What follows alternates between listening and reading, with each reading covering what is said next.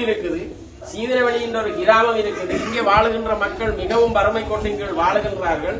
அவர்களுடைய ஜீவனோபாய தொழில் விறகு வெட்டி விற்பனை செய்தல், தேனெடுத்து விற்பனை செய்தல் போன்ற தொழிலைத்தான் செய்து அவர்கள் மிகவும் வறுமையோடு வாழ்கிறார்கள் என்ற அந்த செய்தி அந்த ஆஸ்திரேலியாவிலே வாழுகின்ற விக்கி ஐயாவுக்கு எப்படி இங்கே மிகவும் சிறப்பாக நடந்து வருவதற்கு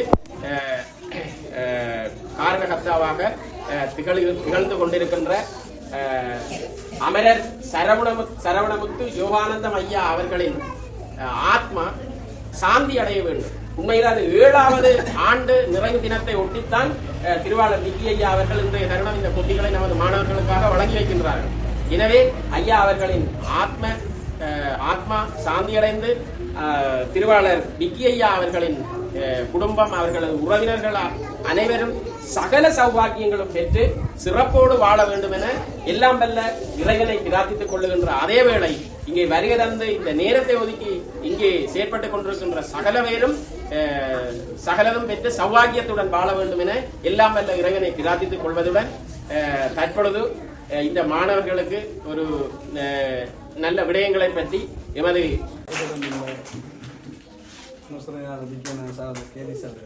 காப்பகம் உறுப்பினர்களே, அவருடைய சகோதரர்களே, பாடசாலை அதிபர்களே, ஆசிரியர்களே, மாணவ மாணவிகளே, பெற்றோர்களே அனைவருக்கும் இந்நேர காலை வணக்கம். முதலாவதாக ஒரு நிகழ்வாக சொல்லணும் என்று கேட்டால், நாங்கள் இது வாரத்துக்கு முன்னே தினம் வந்து இங்கே ஒரு 21 பிள்ளைகளுக்கு புத்தக பையை கொண்டு கொடுப்பதாக வந்திருந்தோம். அந்த வகையில் சார் சொன்னது எங்களோட ஸ்கூலுக்கு எந்த ஒரு பொருளுமே கிடைக்கல. இதுதான் எங்களோட பிள்ளைகளுக்கு கிடைக்கிறது முதலாவது பொருள். அப்போ நான் சொல்லி சென்றிருந்தேன் சார், இங்கே ஏதோ என்னால் 7 மணி நேரம் பிள்ளைகளுக்கு அவ்வளோ பேருக்கு யாரோட நான் கதைச்சி கொப்பிகளை பெற்றுக்கொள்றதுக்கான ஏற்பாடுகளை செய்வோம்னு சொல்லி அந்த வகையில் சரவணமுத்தையா மகன் விக்கி அண்ணா ஆஸ்திரேலியா போய் 2வது நாள் என்ன தொடர்பு கொண்டு பேசியிருந்தேன். வேறொரு சம்பந்தமாக தான் என்னோட பேசினேன். இப்போ நான் அவர்கிட்ட வச்ச முதலாவது கோரிக்கை, அதை கொஞ்சம் பின்தள்ளி இப்படியான வறுமை கோட்டுகளில் வாழ்ற பிள்ளைகளுக்கு கற்றல் உபகரணத்தை பெற்றுக் கொடுக்கணும். அவர் வேற ஒரு மரபு கூட தெரிவிக்கல. இன்றையோட சரியா 7வது நாள் அவர் என்னோட பேசி 7வது நாட்டிலேயே அவர்களுக்கான கற்றல் உபகரணத்தை பெற்று தந்தாங்க. முதலில் எனது மனப்பூர்வமான நன்றியை தெரிவித்துக் கொண்டு இன்றைக்கு சரவணமுத்து யோகநாயகம் பூசாரி அவர்களின் 7வது ஆண்டு இந்த அடிப்படையாக அந்த கொப்பி சாமா அவர் ஏற்கனவே நிறைய ஸ்கூல்களுக்கு செய்திருக்கு.